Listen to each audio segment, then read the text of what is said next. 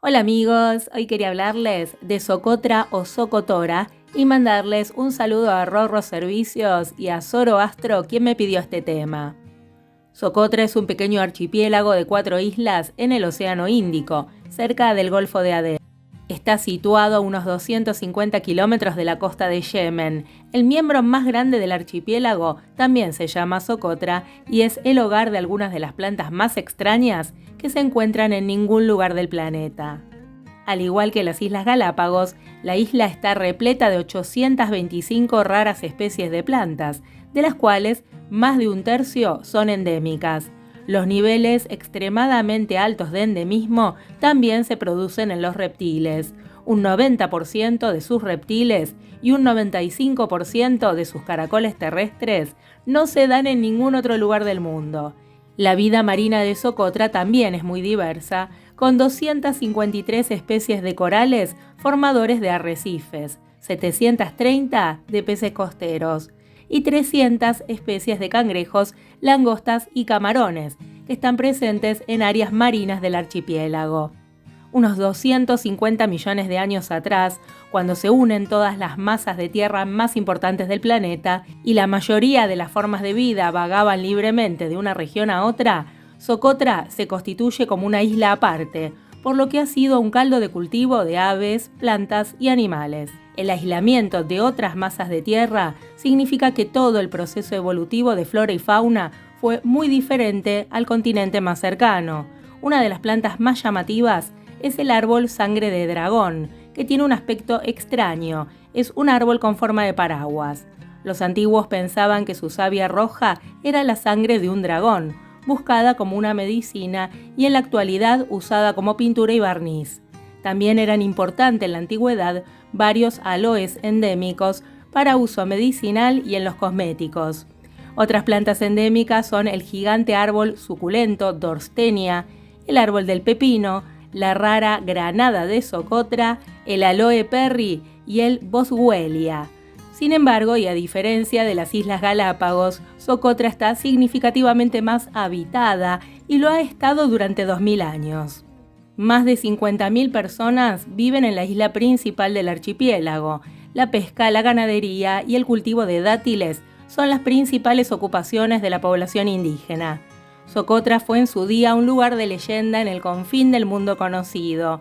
Los marineros la temían por sus bajíos peligrosos, por las tempestades violentas y por los isleños, que se creía que dominaban los vientos y empujaban los barcos a la costa para saquearlos. Hoy en día, la rica biodiversidad de la isla atrae a nuevos exploradores que quieren descubrir sus secretos antes de que el mundo moderno la cambie para siempre. Egipcios, griegos y romanos explotaron los tesoros de la naturaleza de Socotra, resinas aromáticas como el incienso, el extracto medicinal del aloe, la savia del drago usada como remedio medicinal y como pigmento. Los aventureros llegaban a la isla para cosechar estas riquezas, a despecho de las leyendas según las cuales estaba custodiada por serpientes gigantes que vivían en cuevas. Luego de un tiempo, la isla se convirtió en una mera escala comercial y pasó siglos en relativo aislamiento cultural. La gente de Socotra vivió generación tras generación como lo habían hecho sus antepasados, los beduinos de las montañas, pastoreando cabras, los habitantes de la costa, pescando, y unos y otros cultivando dátiles. La historia de la isla se transmitía en poemas recitados en la lengua nativa. Además de su ubicación estratégica, Socotra simplemente carecía de interés para el resto del mundo, pero esto ha cambiado.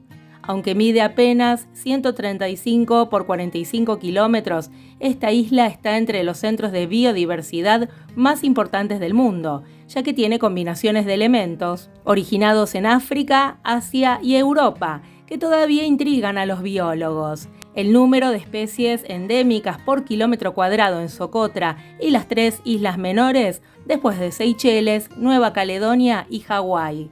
Las montañas Ajer, los picos graníticos que miden unos 1500 metros y que están en el centro de la isla, probablemente tienen la mayor densidad de flora endémica del sudoeste asiático. Hasta el último de los paisajes, desde las tierras bajas hasta los montes, envueltos en brumas, revela maravillas únicas. Por ejemplo, este árbol que parece derretido por el calor. Sus flores fucsia inspiran el nombre común de rosa del desierto. Es un famoso ejemplo de la estrategia que han desarrollado las plantas de Socotra para resistir la extrema sequedad de la isla, Adenium obesum socotranum. También crece en Arabia y África continentales, pero allí es de menor tamaño.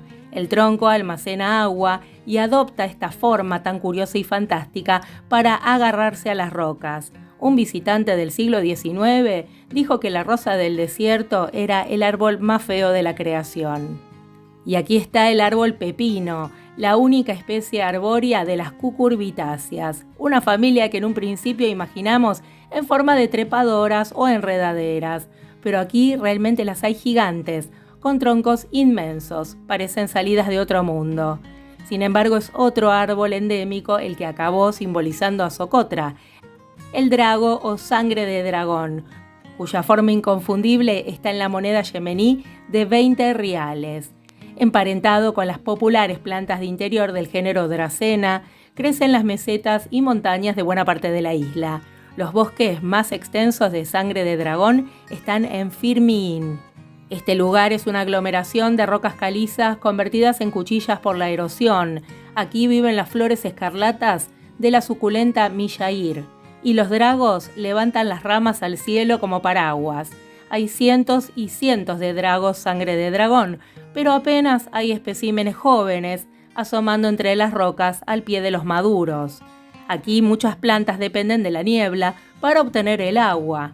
Algunos de los endemismos más raros crecen en riscos del interior y en acantilados de la costa, donde absorben la humedad que se acumula cuando la niebla se condensa en la piedra.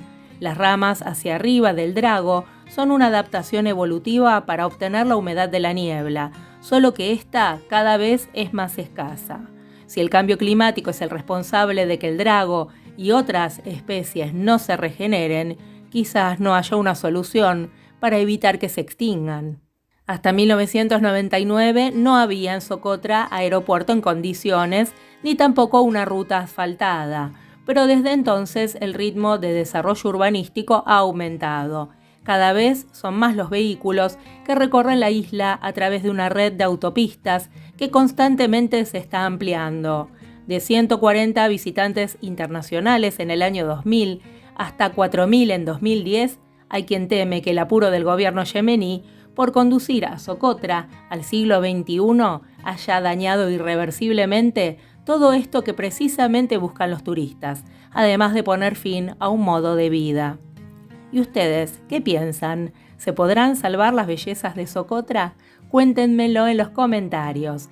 Y si les gustó el video, los espero de nuevo otro día. Un abrazo muy grande para todos ustedes.